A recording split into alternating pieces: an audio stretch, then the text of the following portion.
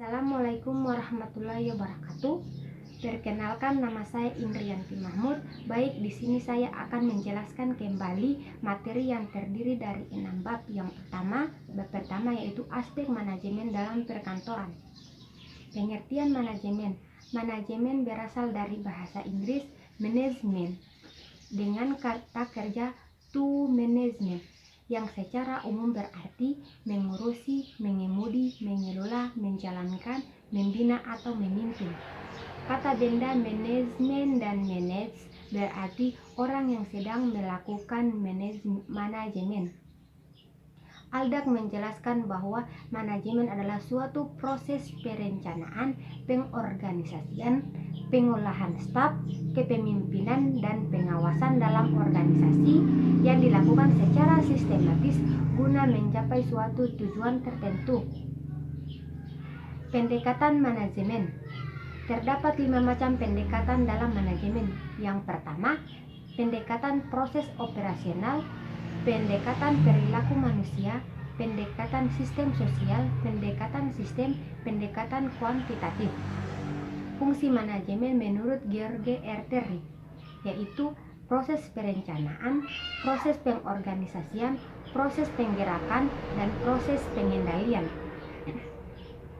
Kedua yaitu ruang lingkup manajemen perkantoran. Lingkup pekerjaan dalam organisasi. Pekerjaan di lingkungan organisasi beragam, namun secara umum pekerjaan di suatu organisasi ada 2 jenis, yaitu tugas pokok dan tugas penunjang. Tugas pokok disebut juga dengan kegiatan substantif atau operatif, yakni kegiatan-kegiatan yang secara langsung mengenai tujuan organisasi. Tugas penunjang adalah kegiatan-kegiatan yang bersifat membantu, melayani, memudahkan, dan memperlancar tugas pokok. Pekerjaan kantor. Dia menyatakan bahwa pada intinya tata usaha kantor terwujud melalui 6 pola perbuatan, yaitu penghimpunan, mencatat, pengolahan, menggandakan, mengirim, menyimpan. Asas perkantoran. Asas perkantoran terbagi menjadi 3. Yang pertama, asas sentralisasi. Bila digunakan asas ini, maka semua pekerjaan kantor ditangani oleh unit tersendiri dalam organisasi yang bersangkutan. Yang kedua, asas desentralisasi. Pengolahan pekerjaan kantor yang menggunakan asas ini yaitu setiap unit organisasi dalam instansi diberikan kewenangan untuk melakukan pengolahan pekerjaan kantornya masing-masing. Yang ketiga, asas campuran. Karena adanya kelemahan-kelemahan di atas, maka dalam beberapa instansi dilakukan asas campuran yang merupakan perpaduan antara kedua asas di atas. Fungsi manajemen perkantoran. Yang pertama, perencanaan, pengkoordinasian, penempatan pegawai, pengawasan. Sarana kegiatan manajemen perkantoran.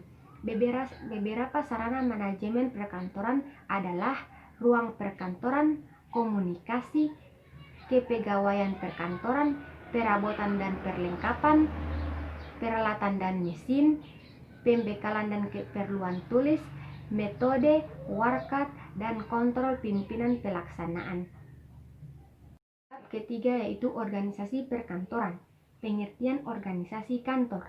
Dapat disimpulkan bahwa organisasi perkantoran merupakan suatu kolektivitas orang-orang yang ada di lingkungan kantor, di mana aktivitas yang dilakukan didesain secara sadar, terkoordinasi, serta diatur oleh para anggotanya dalam rangka mencapai suatu tujuan tertentu.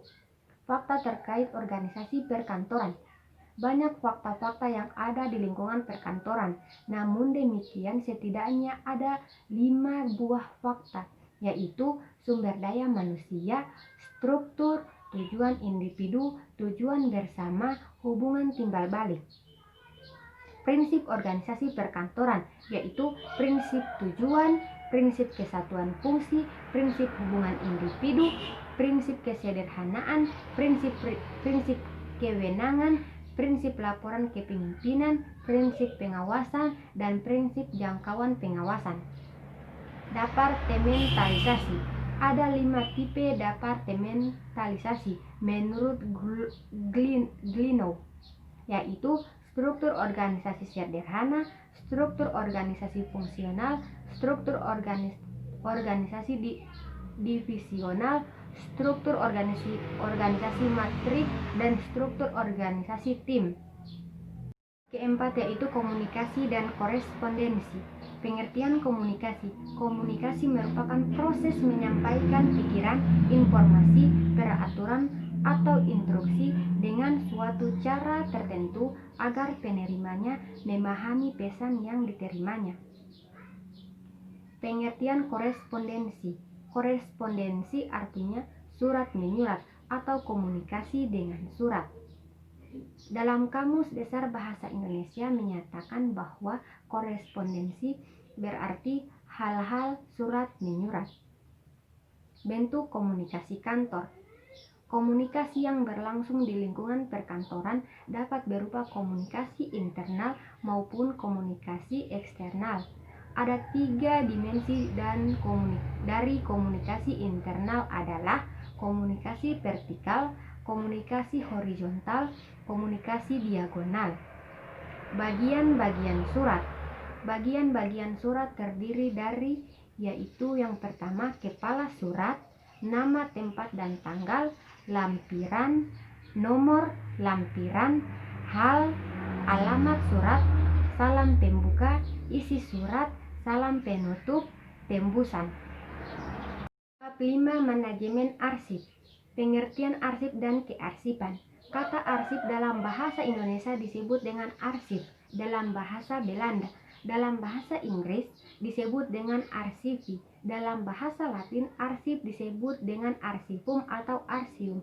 Sedangkan dalam bahasa Yunani disebut dengan arsi yang berarti permulaan.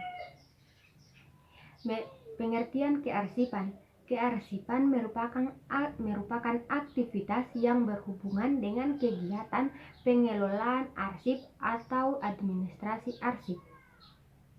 Fungsi dan tujuan arsip yaitu alat penyimpan warket, alat bantu perpustakaan, alat bantu bagi pimpinan dan manajemen dalam pengambilan keputusan, alat perekam permasalahan organisasi, mengefektifkan dan mengefisiensikan pekerjaan, alat untuk memecahkan permasalahan, dan yang terakhir alat untuk memberikan keterangan.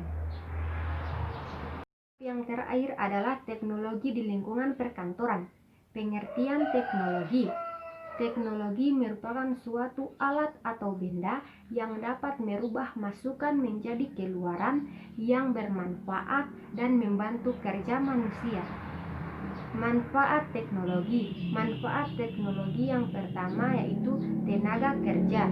Tenaga kerja terbagi menjadi 3. Yang pertama, mutu dan kualitas tenaga kerja meningkat. Yang kedua, disiplin dan gairah kerja meningkat. Yang ketiga, pendapatan tenaga kerja meningkat. Yang kedua, prosedur kerja. Prosedur kerja terbagi menjadi 4. Yang pertama, semakin mudah, semakin lancar, semakin sederhana, semakin efisien. Dan yang terakhir hasil kerja. Hasil kerja terbagi menjadi 2, yaitu yang pertama kualitas meningkat dan kedua standar mutu tertentu terpenuhi.